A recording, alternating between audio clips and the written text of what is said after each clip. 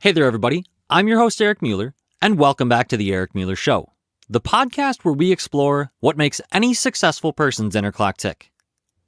Now, I designed today's episode especially with you in mind.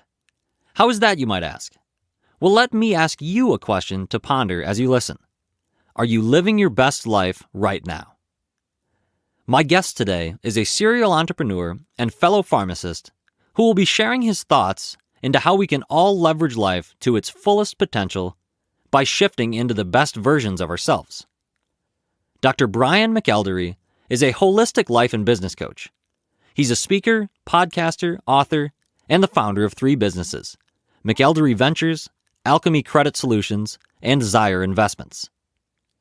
After earning his Bachelor of Science in Chemistry from Morehouse College, he went on to earn a doctorate in pharmacy, a PharmD, from the St. Louis College of Pharmacy. In 2016, shortly after pharmacy school graduation and the passing of his grandmother from mismanagement of medications, he founded his holistic health coaching practice, which enabled him to part ways with the practice of pharmacy after only 1 year post-graduation. Currently, he helps leaders, coaches, consultants, and career professionals break internal barriers, shift their identity, uncover their zone of genius, and turn their purpose into profit. His goal is to help high-performing professionals and entrepreneurs master their lives by tapping into a deeper understanding of themselves. Will you accept this challenge to pursue the best version of yourself? You'll likely realize that your potential is so much more than you think. Let's head on over to the interview.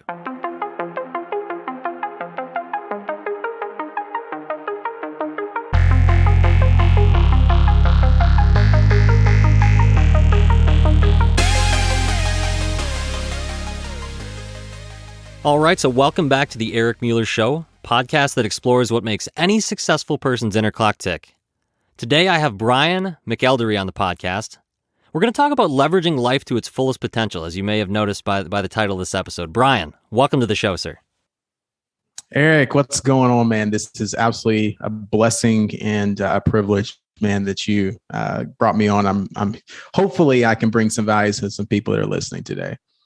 For sure, man. Yeah, I mean, thank you for being on. I know, the audience doesn't know this, but you and I had connected a few years back when I started residency, and I was looking on LinkedIn for some people that were doing some more non-traditional things with their PharmD. So you are a PharmD by trade in school. Yeah. And so that really was inspiring to me to see that there were people doing things outside of just using their PharmD to be a practicing pharmacist. So just starting off, would you maybe share how you made this shift from now you are a serial entrepreneur in a sense now?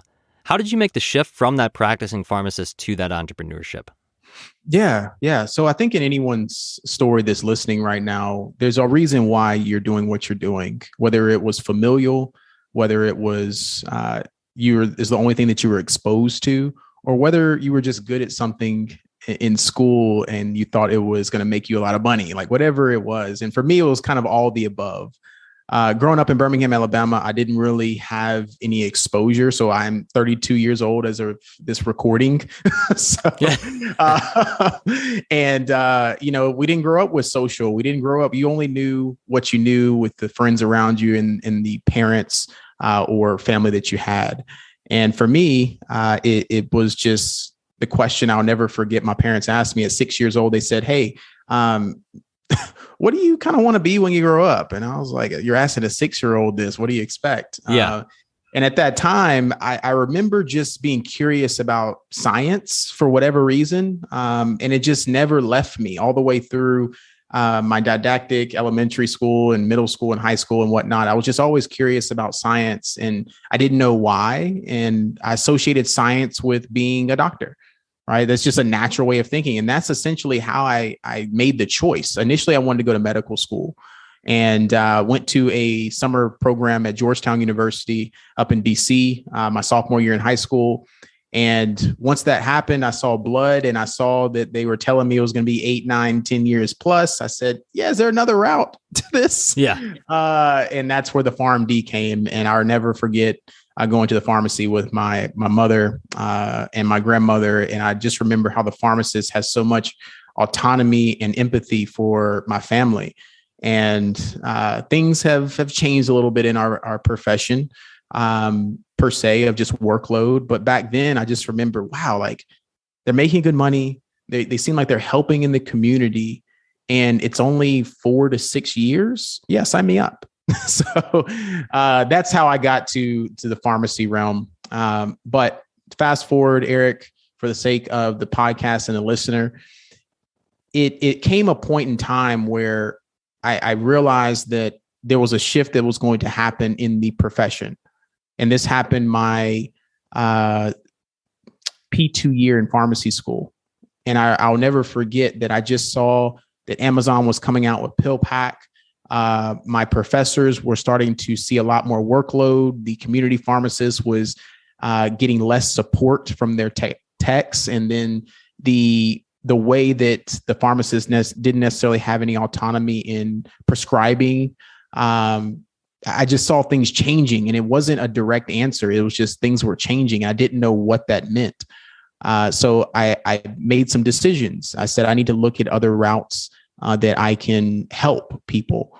And health was where I started. So I started my first business as a holistic health coach. And I thought I had a business in pharmacy school, and I began helping some people there. So maybe that's a start for us, Eric. And that's how I kind of fast forwarded to my first technical business from youth. Yeah. And Bryan, did you always like kind of have in the back of your mind this entrepreneurial desire, or did you find out later on that was part of you? Because I think and speak from my own journey. I mean, I share, that sentiment you shared about wanting to possibly be a medical doctor initially. That was really like on my mind going through grade school, junior high school, even into college. Was still thinking medical school, and then it shifted to pharmacy. But I really didn't have that entrepreneurial bug infect me, so to speak, until infect during the pandemic. Kind of an unintended pun there, but it didn't really happen until 2020 when I started my residency, and I really started to think of myself in that way. But I mean, would you share that? Yeah, of course. I didn't have a lot of risk tolerance growing up. I did things by the book, right? Like I had good grades. I really didn't get in a lot of confrontations. I did what I was supposed to, right? Because I thought that's what got you success. But with no risk, there's really not a certain level of reward, I would say. So I would tell anyone that's considering this is that I didn't have enough trust in myself or belief in myself growing up. And I didn't have the awareness even to know that was what was lacking. Okay. Until I got into my early adulthood, early 20s, and the real world hit, where I graduated college, went into pharmacy school, and I was like, who am I? Right? Like, what am I, just a pharmacist? Like, I began having trouble introducing myself because all I could introduce myself was with the accolades, right? And you hear me here now on podcasts, and I've done a lot of these, and each one I listen back to, it's so amazing to see that I don't lead with Dr. Bryan necessarily anymore. I don't lead with, I went to Morehouse College, I pledged this, I did all that. And that shows me now that you've evolved into just Bryan, the physical body, the emotional body, the spiritual body, and that's allowing just to shine. And I realized that is what was the key to me transitioning into really what Bryan wanted, which was really to help people in his own way. But there wasn't a way, right? It was like I had to pick until I created my own way. So yeah. So kind of naturally comes about, in other words, is kind of what I'm gaining from this, is thinking about if someone is listening and wanting to know how can they maybe shift. And so you have a book that is soon to come out called The Purpose Shift, how to change the course of your life. And some people listening right now might want to know and take a little bit deeper understanding of themselves and try to shift into the best versions of themselves. Would you be able to share any practical insights, even, related to healthcare, not related to healthcare? There are some pharmacists listening more than likely, but let's dive into that a little bit. The purpose shift. Yeah, of course. So, this book was written pre-pandemic, and Eric and I were talking offline, and I tell anyone that it's like, where's this thing? Where is it? Well, things have changed in how people view life now. because they used to think that, oh, purpose, that's great. I can start a business. That's great. But now they realize that what they once knew as sustainable or safe is no longer that.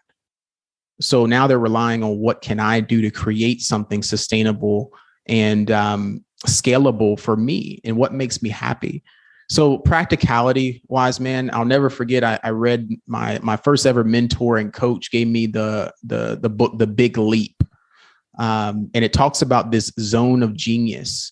And, as pharmacists, as very analytical people, or maybe you're just in a higher level profession, you think in structured forms, right? How we remembered medications and all that in buckets. And I was like, cool, this is really conceptually good. And they talked about these 4 zones of incompetence, zone of competence, zone of excellence, and zone of genius. And I was like, this makes so much sense. Why it's so hard to leap, why it's so hard to jump, because we're only jumping into things that we deem as good or that we're good at, right? Something that's safe and something that we know has been proven. So zone of incompetence is essentially things that you don't know anything about, but you're willing to learn. So for my healthcare practitioners you didn't know anything about it, but you were curious. So you went into a zone of competence. You became good at it. You began learning. You began practicing it. And then now you're excellent at it. It's something that becomes very easy to you, right? People are just making good money and they just show up. And then there's that zone of genius where all these come in to play, and it's a whole nother level of tapping into not only who you are, but what value you bring to the world and what legacy that you're going to leave. So anyone listening right now, if you're asking yourself, well, what does purpose mean? What is this? I'm not a genius. I have a different term of that word that you're using, Bryan. I always tell them, well, not everyone can do what you do, but who are you to the world? And if something happened to you, don't mean to be negative here necessarily, but if something happened to you tomorrow, what would people say about you? Would they just say, I'm a pharmacist, right? I just had this job. I was good at it. Or would they produce qualities in you or say qualities that were internal? That was used so uniquely geared towards you. So that's the book that really kind of changed the perspective to me. And I always try to stay in that zone of genius and not just be excellent in something. And I think that's where those like multiple different businesses have come into practice now, is because I'm always curious about what else can I learn? What else can I learn? I can't stay just excellent in this one thing. Yeah, I think that is a really good point, because I think people tend to gravitate towards things they're good at, and they tend to shy away from things that they're not as good at or that scare them, a little bit of risk adversity. Yeah. And I really think it's tough. I mean, I struggle with that too. Obviously, I've even talked about it with my fiance. Like, I've never been skiing. She wants to go skiing. And I think to myself, I'm like, gosh, I feel like I get really frustrated doing that probably, because I know I wouldn't be good at it initially. And it would just I don't know. So it's making me think too. I mean, the gears are spinning as far as that, but yeah, it really, it sounds like, I mean, you found your passion as far as what your purpose is to help others. I mean, you started off wanting to be a coach, and that was your first business. Yeah. So now you say you have multiple businesses. I know them, definitely not as well as you, but I've definitely been following them and know about them and the some of the inner workings, subscribe to the mailing lists, and I'll be sure to tag everything in the show notes here for people to reach out to these businesses if they desire to.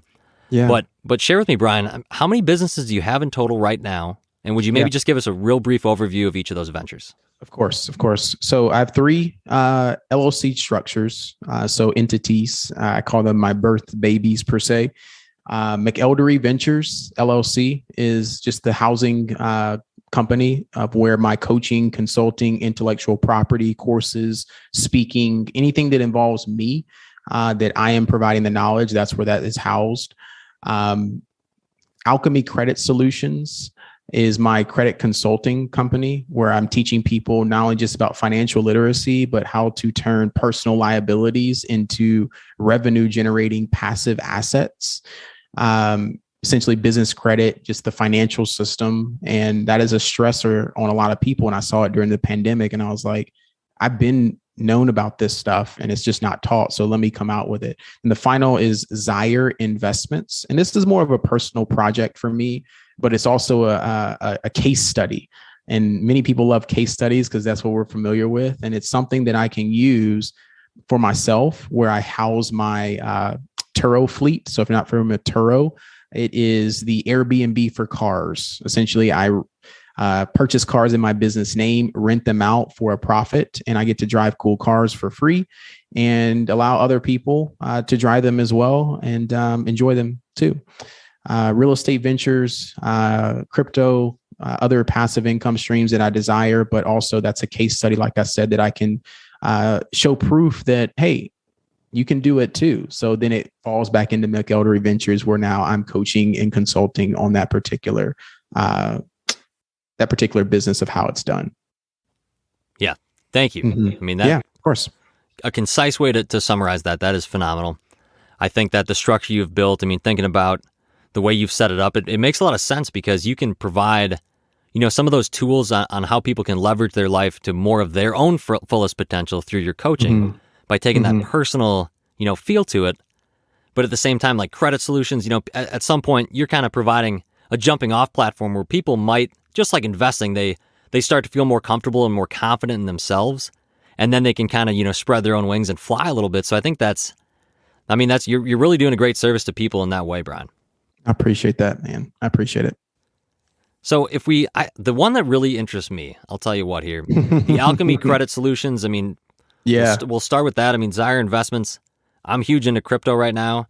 Yep. I really love the idea of owning and operating Airbnbs in the future. So kind of both those really pique my interest, but I think the most beneficial tip that anybody listening can hear is that passive income piece that you shared. Mm-hmm. For myself, I mean, I think of, pharmacy, being a pharmacist, practicing, I have to trade my hours for pay, which, you make a solid salary as a PharmD. But I always think, like, if I don't have something else that's making me money while I sleep, I may work till I die, as Warren Buffett said. Yeah. So what is your tip for someone that wants to just kind of dip their toes into trying to provide some passive income to supplement their bottom line, so to speak? Yeah, I get this question a lot, man. And to keep it short and sweet, because this could be a whole episode in of itself. Yeah.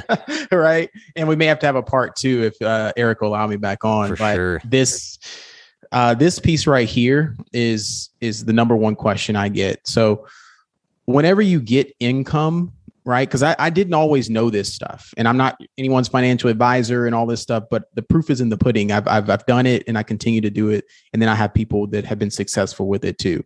So what I'll say is, what do you do with the money when it hits your bank account? How do you deploy it? And the traditional ways, right, that we were taught are put it in a savings account.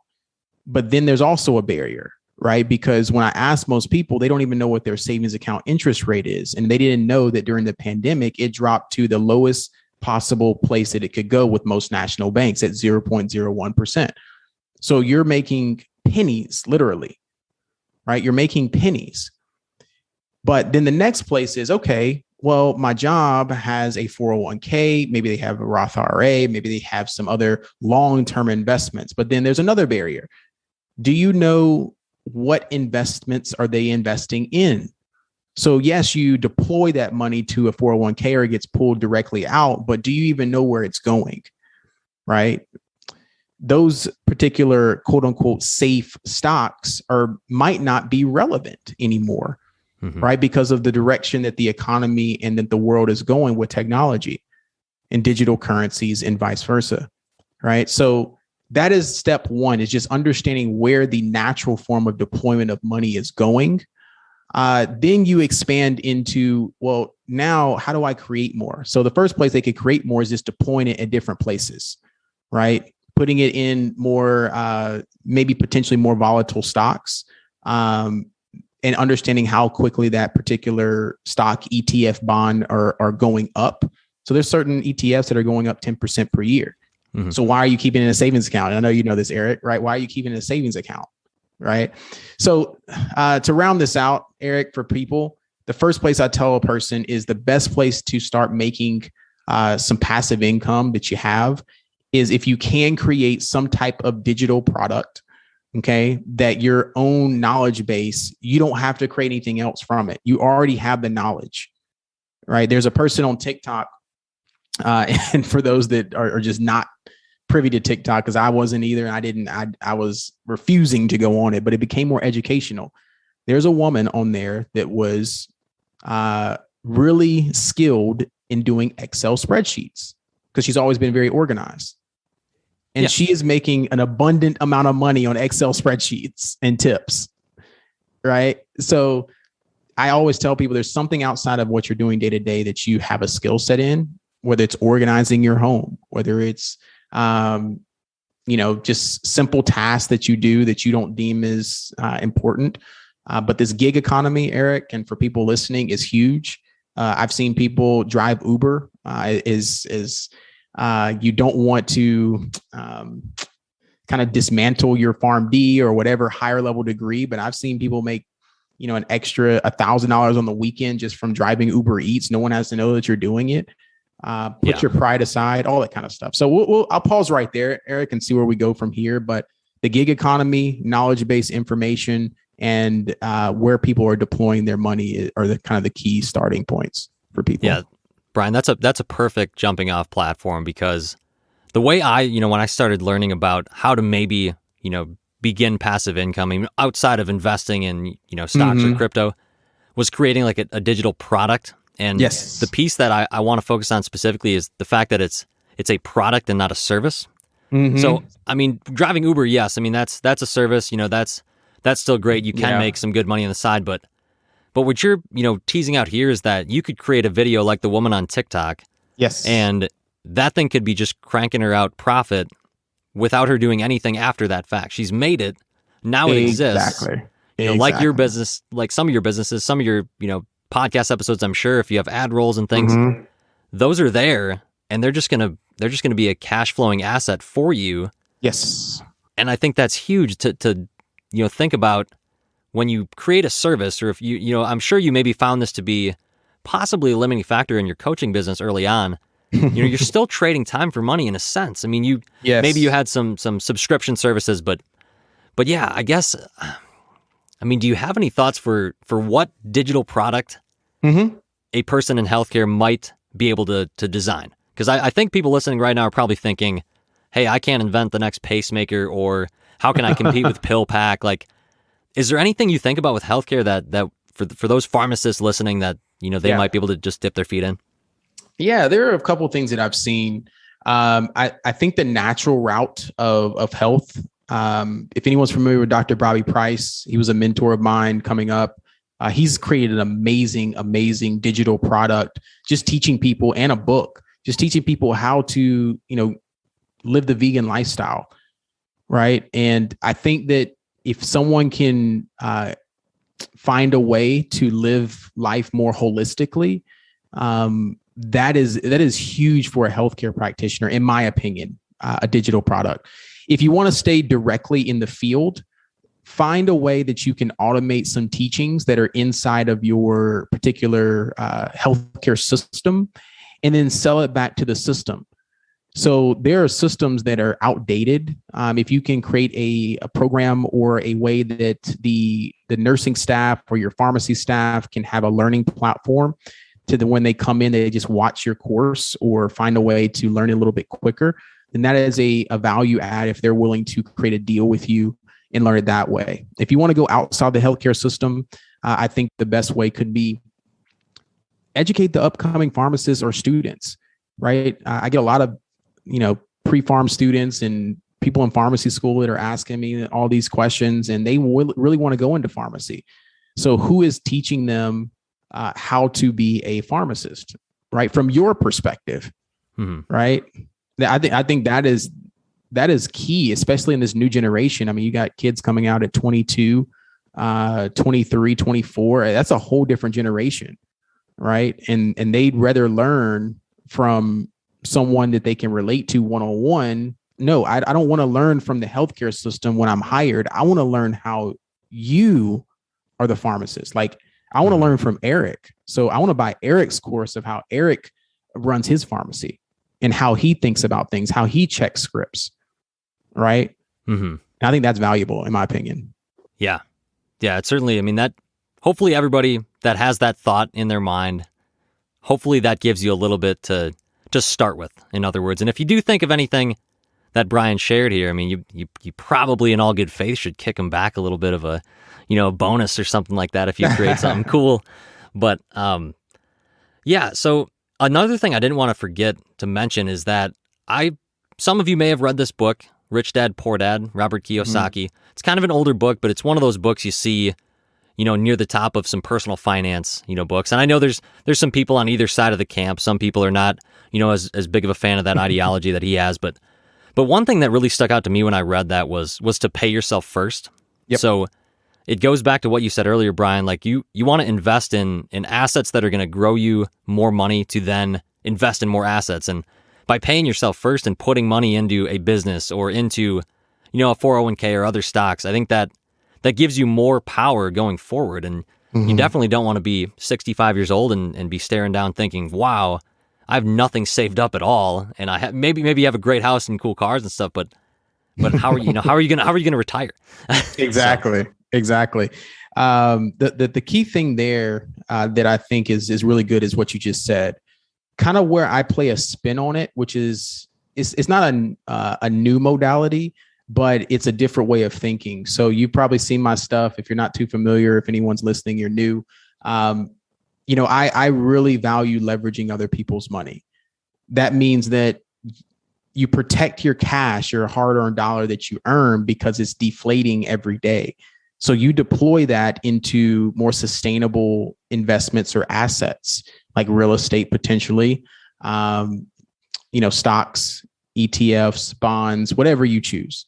But all the while, you're not putting that hard-earned cash into those investments. You are leveraging your credit, and you're going to get financing from these institutions that are wanting to give you money.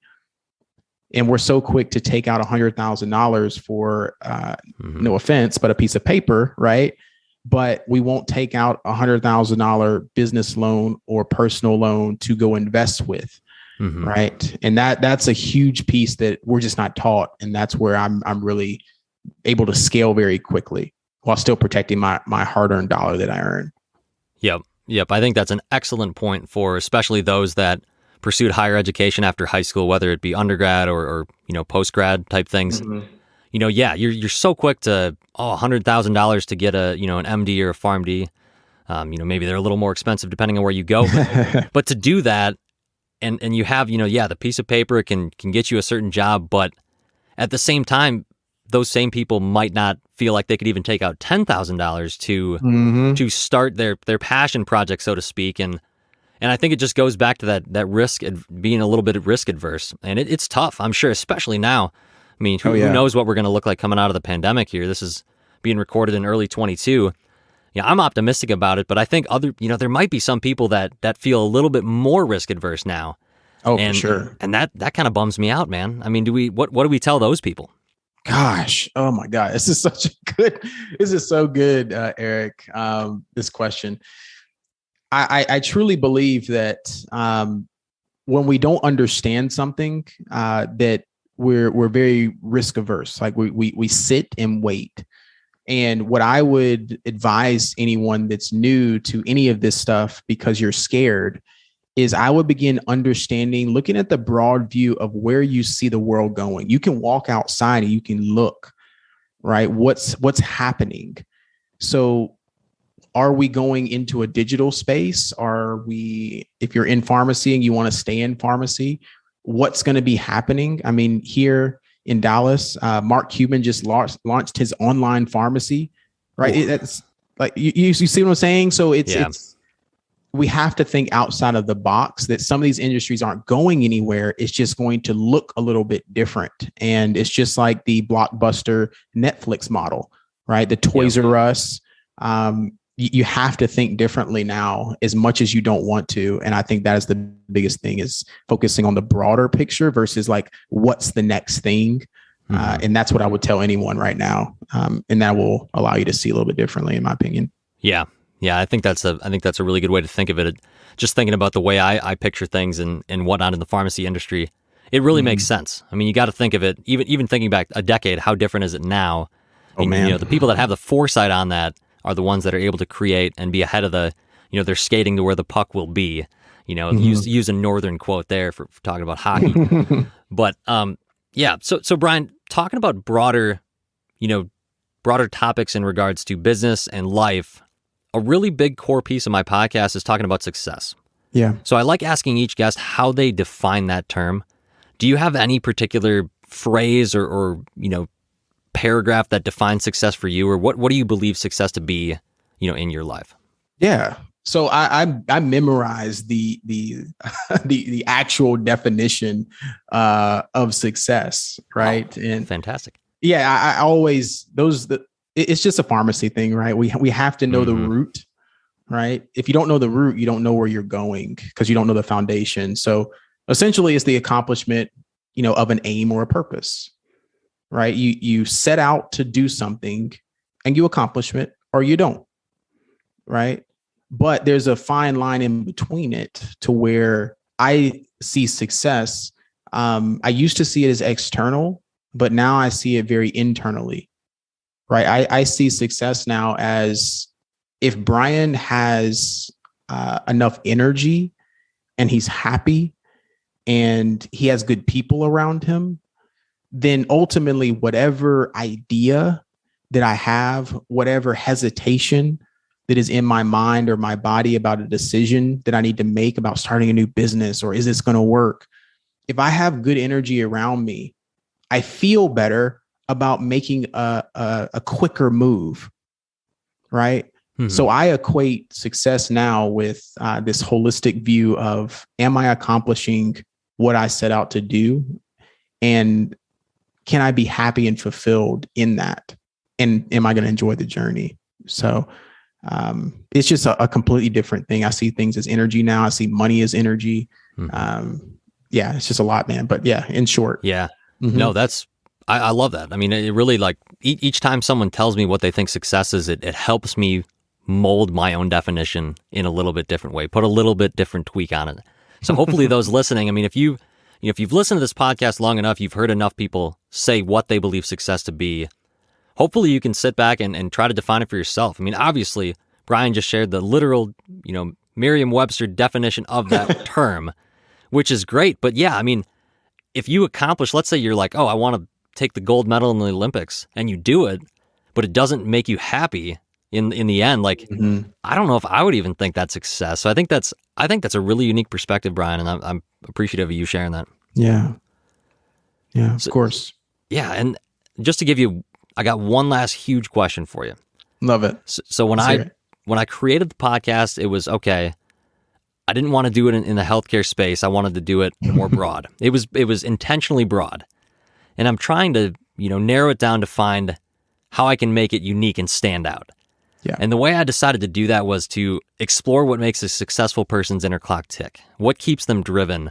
What keeps them pushing towards that goal? So whatever they define success to be, what are those driving forces that keep them pushing towards that?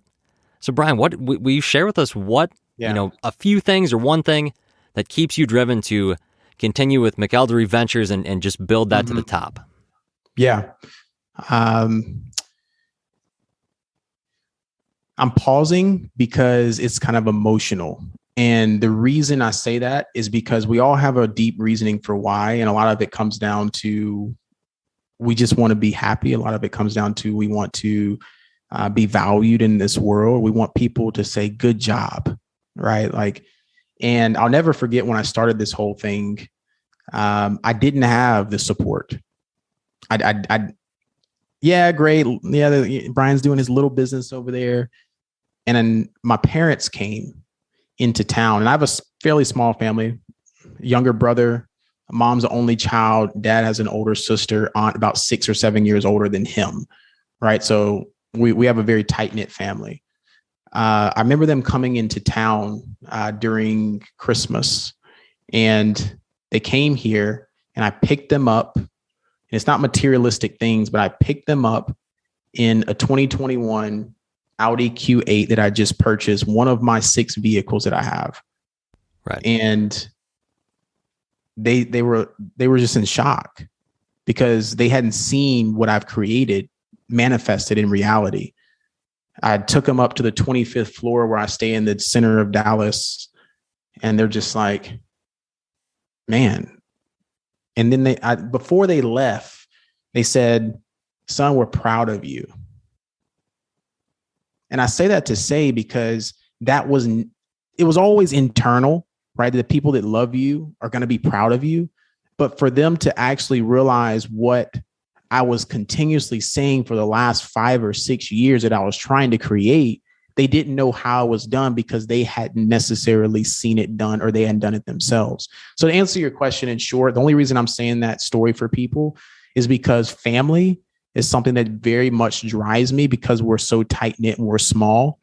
Another piece is I want to know the next version of Bryan. Like I want to find out who he is.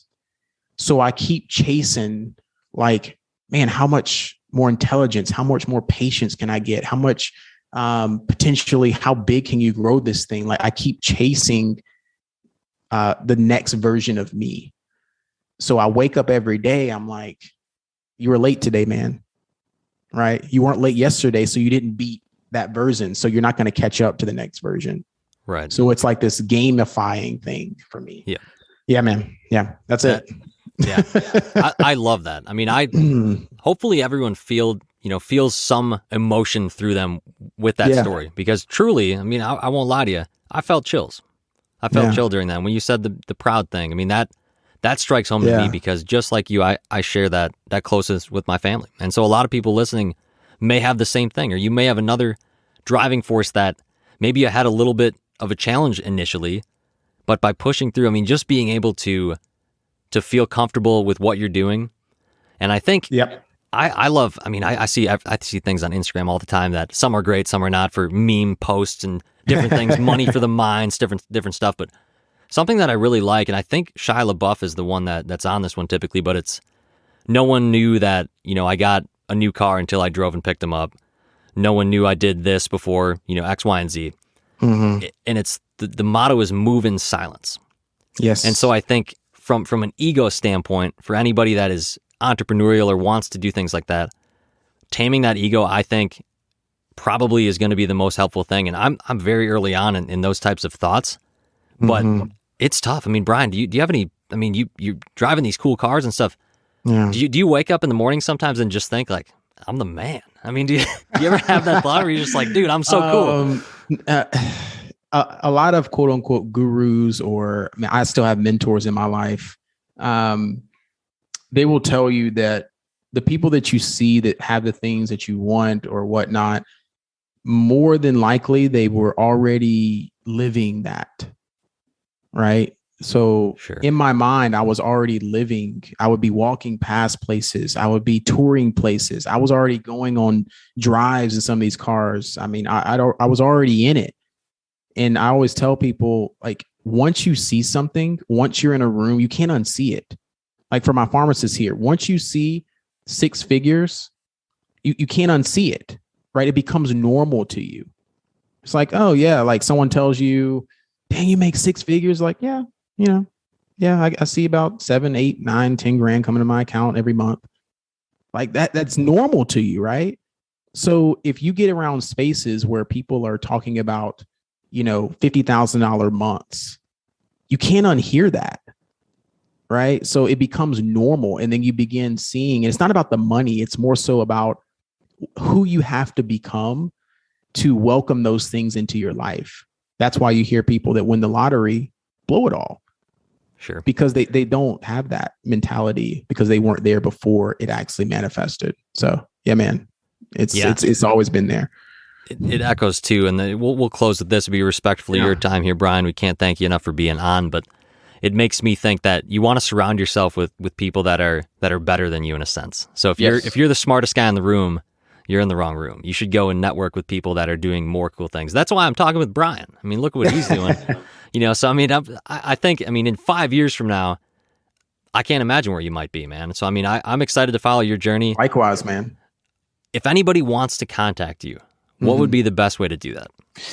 Yeah. Best place is to check out the website, bryanmcelderry.com. I'm pretty sure Eric is going to have it down below in the show notes.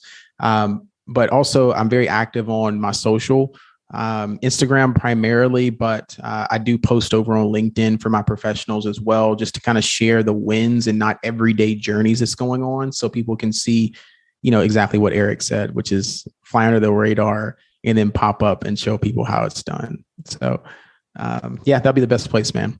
Boom. Well, Bryan, thank you for being on the Eric Mueller Show. It's been a blast. Hopefully everyone listening had fun. And yeah, sky's the limit, man. I'm excited to follow your journey, and we'll talk to you soon. Likewise.